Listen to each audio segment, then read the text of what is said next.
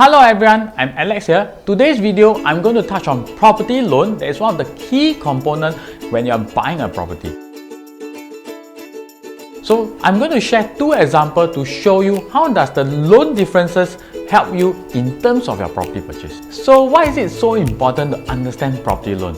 Because it is a big component of your next purchase. And I got buyers above the age of 50 having difficulty getting a decent loan amount.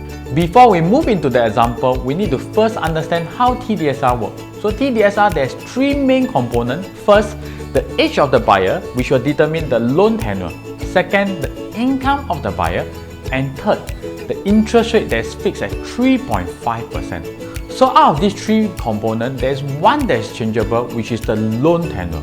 For loan tenure, it will be determined by the percentage of loan that you are taking in your property. So there's two main types. First is a 55% loan and second is a 75% loan. So what is these two differences? For 55%, you'll take 75 minus your current age. Let's say it's 50 years old, which means you still can take a 25 years loan. But whereas for a 75% loan, you can only take 65 minus your current age, 50 years old, then you can only take a 15 years loan. For those buyers who think you can't afford a property that you like, this particular video will be very useful to you. Now I'm going to use two examples to show you how it is done.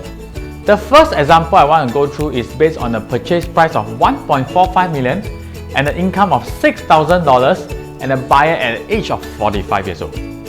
Based on this example, if the buyer is looking at 75% loan, which means they can only take out a 20 years loan tenure, that will work out to $620,000 loan and a down payment of $830,000 with an installment of $2,991. But whereas if you are taking a 55% loan, your loan tenure will increase to 30 years, which will increase your loan amount to $800,000, which means your down payment is $650 and your installment is $2,760. Because of the additional 10 years loan, the 55% is a better choice, as you are paying a lower down payment and yet you are lowering your installment also.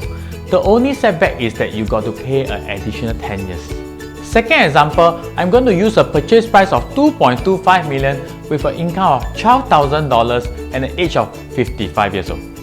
If we base on a 75% loan, in this scenario you can qualify for a $728,000 loan, which means your down payment is $1.522 million and installment is $6,536.